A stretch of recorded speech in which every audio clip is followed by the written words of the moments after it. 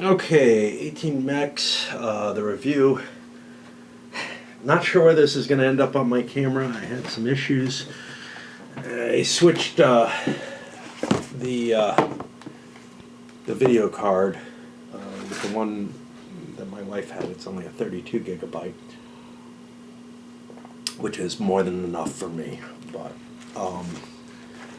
the problem is that the camera switched what it was recording to, which is something my old camera did, and then it started acting weird in conjunction with the computer, which is what my old camera did with that other video card in. I don't know what's going to happen because this was acting like my old camera was with either video card in, so all right. Anyway, to the review section. Let me just make sure I'm still recording, because I kind of don't trust it. I don't know what to expect anymore. But I thought, I debated whether or not to even do a review on this, because I said a hell of a lot in the wrap that applies, and I do that a lot of times, and I'm closer to the situation when I'm doing the wrap up for a game. But in this particular case, I think it is actually worth it, because honestly, even if I repeat myself or miss some of the stuff that I said in the wrap, honestly, this is the most conflicted and confused I've been about an 18xx game. Let me explain why. I had a great time playing it. I really did.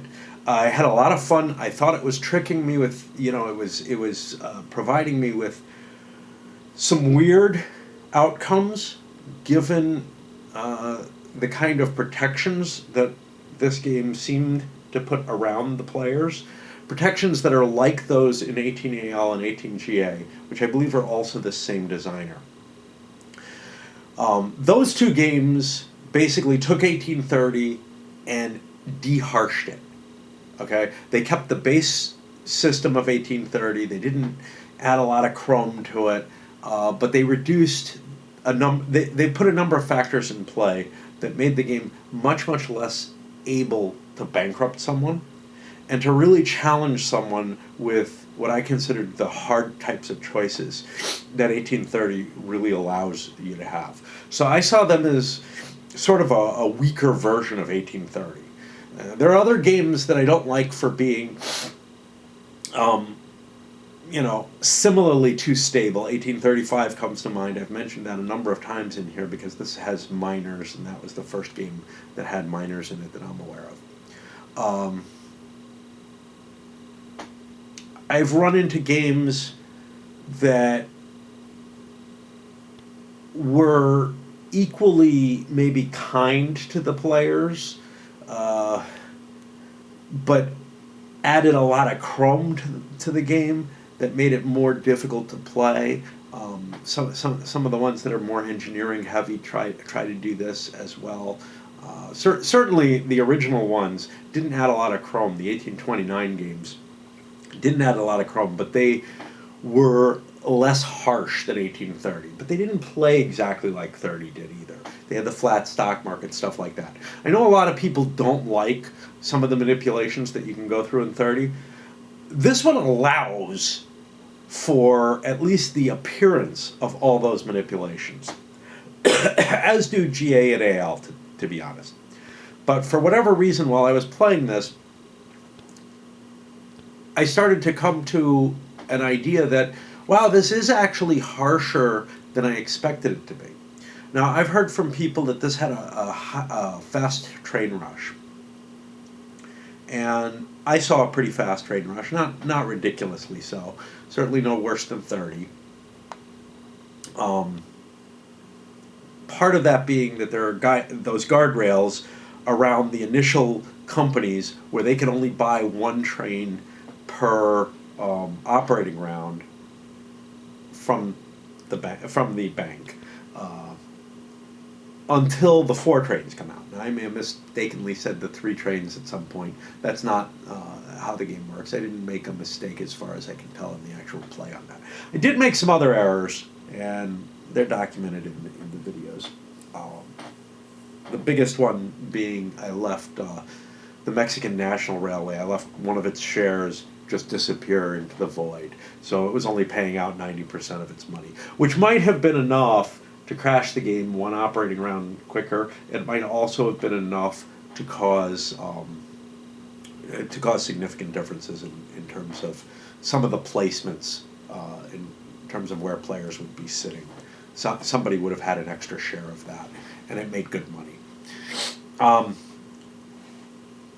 But I did have the feeling that it was running harsher, that it was the trains were coming out fast enough, that it was going to be a really hard pressing game on the players, that they would have to make some tough choices like they do in 1830, and that they might have to do some weird manipulations and gymnastics to get the train they wanted and whatever.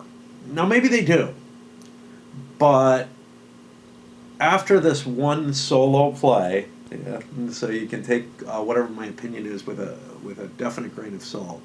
I feel like the best strategy is to wait around until the 4Ds, to hold off until a 4D comes out. That is the train you want. You do not want anything else. Now, you might be convinced into buying 2 permanent trains before that, but for the most part, there is no reason to settle for anything less than a 4D unless you're being handed something wonderful that you have the cash for. And what that's going to mean is that it's not a hard train rush. If everybody's playing by that kind of strategy, the game is going to stretch out for a long time while nobody is willing to buy sort of the cheaper permanent trains, at least until they're in a position where they know they can get one of the good trains, or another permanent at the very least. If they think if they're pretty sure they can manage to get 2 permanents, they will do so. Which means there's going to be a long period of just running, and you collect up money. There's extra money that goes into each company's account due to the mail runs, which again is part of that buffering to try to give people enough money that they won't get screwed, that they don't have to make the hard choice of do I have to swallow to get a dot or something like that. And it actually allows you to drop dots a little faster. The board is very, very non-limiting. There are very few choke points on the board. There is one right around Mexico City that can happen in terms of getting beyond Mexico City. But almost anyone can get into Mexico City, which is, usually the central city in a game is really important. And it's fairly important here. It's not absolutely vital. It's not as big as New York City in 1830. It's not as big as, certainly not as big as Paris, and whichever one that is. I don't know which one that is. Trying to see. I think that's one of my unnamed ones. It might be 18FR or something. I don't know. I don't remember what it's called. But yeah, I was left with at the end of the game this sort of feeling that I played it all wrong, that my strategy was completely wrong after seeing it play, and that I shouldn't have been trying to push trains out. I shouldn't have been trying to get sort of mid-game. In 1830, you want to get a permanent train. Beyond that, there's gravy. Getting 2 permanent trains or being able to keep a 4 and a permanent for a while. In this, it felt to me, first of all, like the 4 trains are a better deal than they are in 1830. Which is, just sort of I'm not ready for that, right? But also that the reason that they're a better deal is that I think that late game is going to drag because people are not going to want to buy a permanent train. Certainly not a 6. They do not want to get stuck with a 6, so they want to try to engineer to avoid that. Which leaves me with I don't know what I don't know how the game should actually play out. And I asked questions of people, if people want to put stuff in the wrap or in here about, wow, we never see it that way. But more than that, why it wouldn't work, because clearly to me, the 4Ds were just outstripping everything else. Now, the end game eats up the money real fast. There's $9,000 in the bank, which is a decent sized bank, but the runs are huge. Everybody is running around that I had was running between 30 and 40, except the guy who had, between 30 and 45 or so at the end of the game, which are big runs. It's part of it's because the board opens up, and part of it is because the rest of the it's because it's quite possible to always be improving things, to get your dots where you want them, stuff like that, because you've got this constant flow of money from the mail runs. And because the stock market works in 1830s way, where having a bunch of stuff in the bank, in the open market is valuable to you.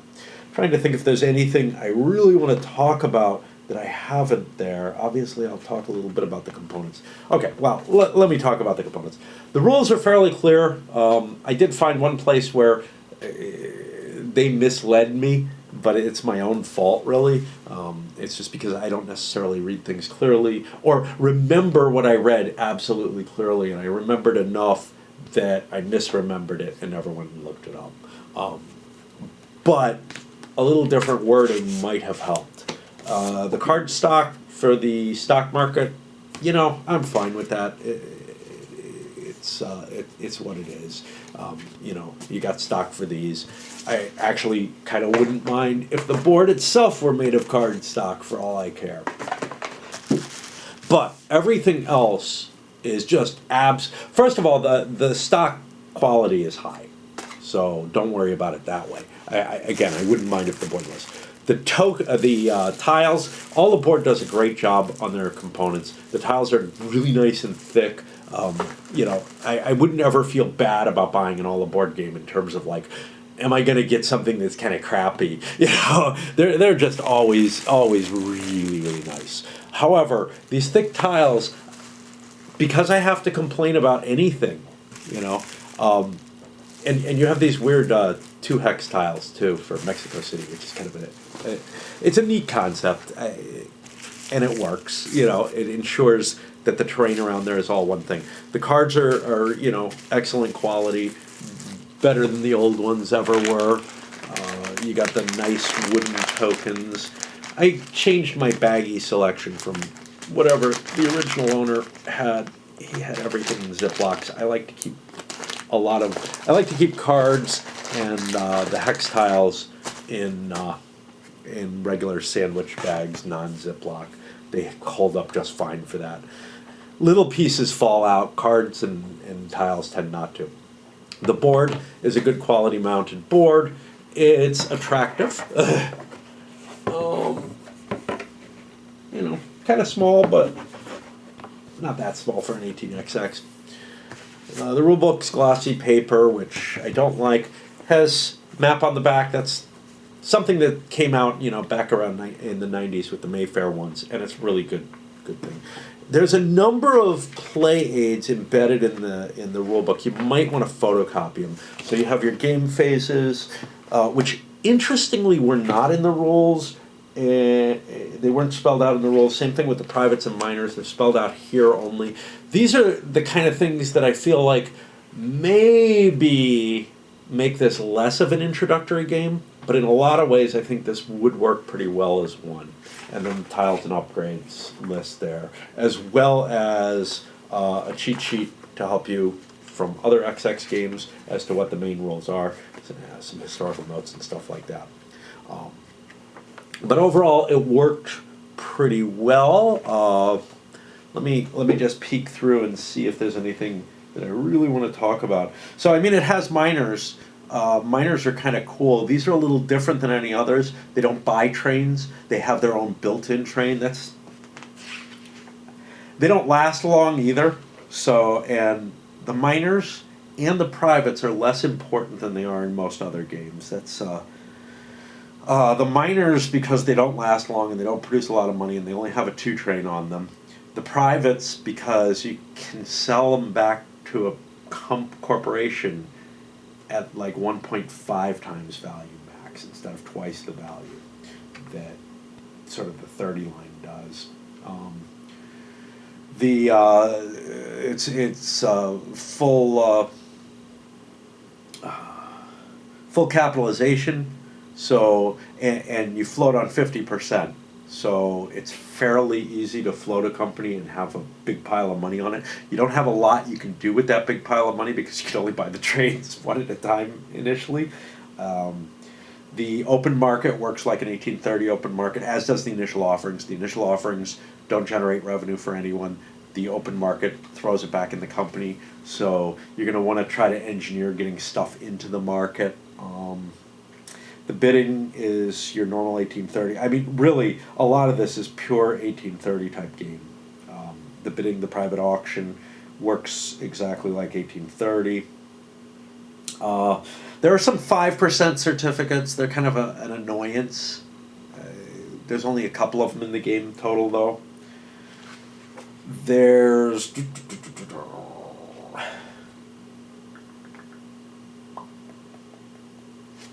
think if there's anything fancy here. There's the mail contract idea, which I've talked about before. Basically, you get a small amount of money equal to your starting city's current value into your company treasury each turn, and each operating round or each operating turn, and that can help you. That's enough to buy a cheap dot eventually.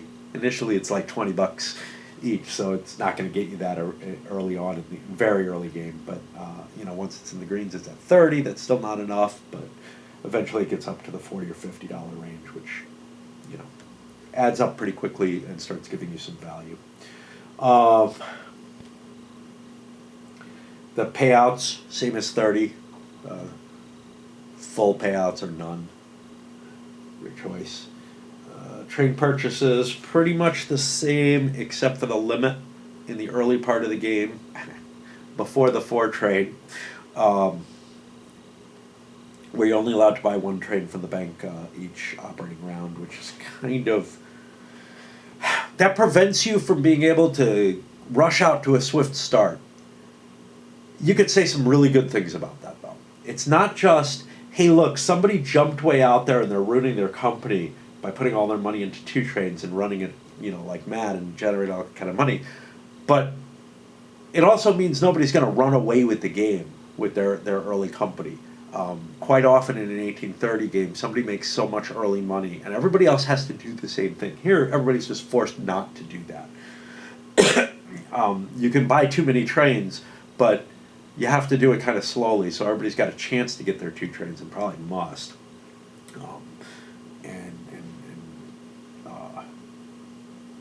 So I'm not really opposed to that. It didn't bother me in play, but it's one of those guide rails that prevents you from having as harsh a game.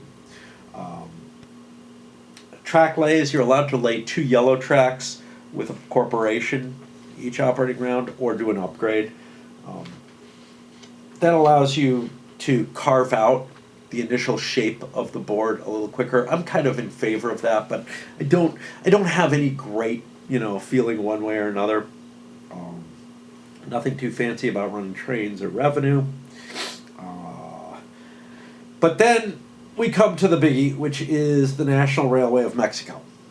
One of the things is the railways, a lot of them have similar names, which is kind of annoying. It's hard to figure out what to refer to each one as. You could just refer by color, I guess, but they don't have, it's not like, oh, it's the C&O, so I found that a little hard because so many of them are, oh, let me see the Mexican. Yeah, which one? So the biggie with the NDM is that it can't be floated initially. It starts out with somebody holding the president's certificate, kind of like the B&O does in 1830. Once all but one of the 3 trains have been bought, then the NDM is allowed to be bought, and all 3 of the minor companies close. Now, the 3 trains run out fairly quickly, and I think this is going to happen most of the time. You're not going to get a lot of runs with your minors. They're not going to make you a lot of money. This is a very early time. Consider in 1835, you know what? I'm scared about my camera, so okay, first of all, it's low on battery, so I got to swap anyway, but I'm going to turn it off and turn it back on. I don't remember the specifics of 1835. I think it's on the 5 train, you're allowed to fold them into the Prussian, and then there's a point where you must, but I don't remember exactly what it is. But it's much, much later in the game, right? It's, permanent train time as opposed to the 3 trains, which feels, the end of the 3s feels like just the beginning of the mid-game in most of these games, including this one. And then there's one other thing the NDM can kind of do, which is somebody can crash a public corporation into it. Now, that happens on the 5 train, and it's a one-time shot. It's kind of random who gets the first choice. It's the guy, nothing's random in the game, but it's the guy after the person who bought the first 5 train. Gets the first choice and then is able to, say, hey, I don't want my company. All its resources go into the NDM, and I get a share of the NDM for my presidency, and none of the other shares are worth anything that are in that corporation. That's not right. That's not right. I'm lying. I think you get 50% of the value. Yeah. You sell it to the bank at half market value. But yeah, you lose half your market value. So in general, what you'll want to do probably is take that. I would have had to look this up, but nobody was eligible. Yeah. So the presidency goes away. So your 2 shares turn into 1 share. So it's kind of half value anyway, probably. And then all your other shares, you get cash equal to half the value. This is similar to the valuations that happen in other games, like 1856, where a nationally owned railroad is converted from the big railways. In 1856, basically, the value of the Canadian National Railway is the average of the value of all the railways that go into it, but you trade in your stocks at 2 for 1, which is not very good for you. And in fact, it could get worse because if you have a 10% share, you get nothing, if I recall correctly. Okay. In the instance that nobody wants to put their company into the NDM, and I think nobody does, they'd have to have a really, really wrecked company to want to get rid of it in that shape. And it's hard to wreck your company. That's the problem. That's one of the problems with the game. The guardrails prevent you from wrecking companies. They don't let you buy too many trains. I guess you could really fuck a company up by the time the 5 trains are coming out. You could buy a couple of 4s on it and do a dump that way or something. And it wouldn't have to be a dump. You could make a lot of money off of it initially and then say, you know what, I'm willing to take that 50% crash. But if no one wants to buy to trash their company, and only one person's allowed to, and it starts again, the person right after the 5 train is purchased, well, then if there are any companies that haven't been started yet, one of them will fold into the NDM, floated, not started, with a preference going to the ones that no one controls, that no one has the presidency for. But if someone does have the presidency to the sole company, or if only people with the presidency have such companies, the president of the NDM gets to choose one of those companies to fold in. As long as it's not him, he can never fold his own companies in, which is the reason why nothing got folded in mine, and the guy who had the NDM ended up winning. because of that, which is kind of hilarious, honestly. He got a company dumped on him, and my thinking was, because I'm one person, was that the dump was a good move, and that it was bad for the guy who was holding it to have that, and he would have liked to have folded it into the NDM. He might have still liked to have, but that's for different reasons. So yeah, it's kind of random who gets the first choice, although it's unlikely that anybody actually wants to do it. And then if the companies haven't been starting rapidly enough, the NDM gets to absorb one of them. When it absorbs a company, if the company's already started, it gets to take 2 of its tokens that are already on the board. Now, if it's only got 1 on the board, it gets to take 1 of them. No matter what, if it merges, it gets those 2 extra companies. But if nothing merges, or 2 extra tokens. But if nothing merges into it, it doesn't get those extra tokens, and it ends up a weaker company in terms of token handling. Still pretty powerful.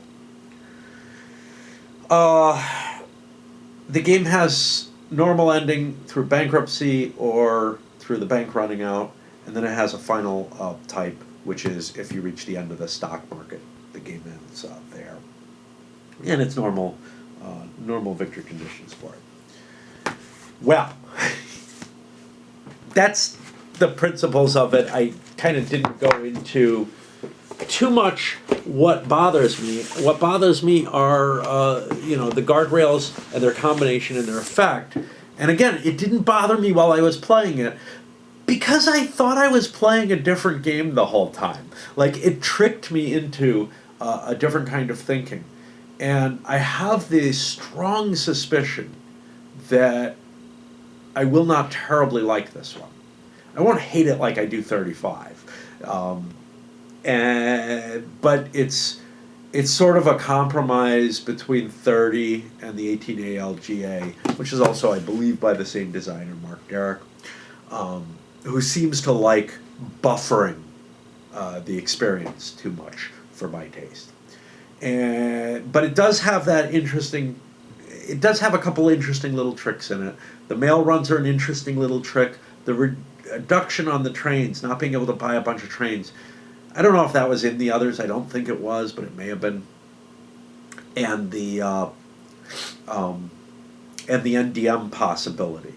Now, what the NDM kind of feels like is, look, if one player totally fucks up, they can dump their company into it, and otherwise it's kind of weird. It depends on how much, people are pushing the companies out and whatnot. But the thing that really bugs me about it is this idea that the 4D trains are so fucking cheap, and in comparison to the 5 and especially the 6 train, and are so much more valuable, especially in comparison to the 5 train. But the 6 isn't all that much better. The 4D takes 4 cities, hits them all. You run a route through 4 cities, and you double each of those cities. That leads me to something else that's special in this that I didn't mention. Boinker Doinkers, the towns, they don't count against your run. You get to count their value, but they don't count against your run, which is why the map is so open, why it's so easy to get places, because both clear spaces, and there are tons and tons of them, and towns are kind of just empty space that you can run your trains through, and your train goes forever through them. It's not slowed down by them as it is in most of the 1830 variants. Another facet that's in this is there's a lot of fucking terrain you have to pay for. However, in general, you have to cross a couple of mountains that are expensive, and you can account for that in the early game. And then, for the most part, nobody actually has to bust through really expensive terrain.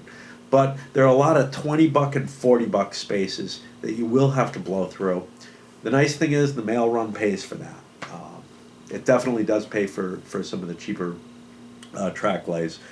But the big mountains are 120, and that's a huge amount of money to spend going through it. Anyway, I don't have a good assessment for this. I have I want to try it again, preferably with people who are kind of used to it. See what it turns out as, because right now I'm left with a feeling of this may, the feeling that I had while I was playing it was this is actually really cool. And then when I got to the ending, I had the feeling of I didn't play this at all right. And when I project the idea of what it would actually be, I don't think it's all that cool. But again, my experience seems different from what I've read online, which is that my projection as opposed to my experience seems different from what I read online. What I read online seems to be that the trains fall like mad. Fast train rushes generally mean harsh games. I had it happen. I don't think it should. I don't think it's the dominating strategy. Anyway, bye-bye. On a personal note, we're coming up on the 2-year mark for my wife's death, and that was when they took her body out. I stood out on the porch and did that.